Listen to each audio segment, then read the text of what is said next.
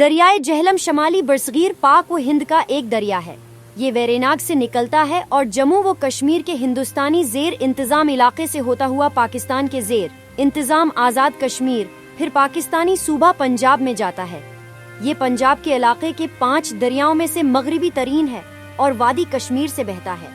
ये दरियाए चनाब का एक माविन दरिया है और इसकी कल लंबाई तकरीबन 725 किलोमीटर 550 मील है। सिकंदर आजम और इसकी फौज ने 326 कबल मसीह में दरियाए हाइडास्पस की लड़ाई में जहलम को अबूर किया, जहां इसने एक हिंदुस्तानी बादशाह पुरुष को शिकस्त दी।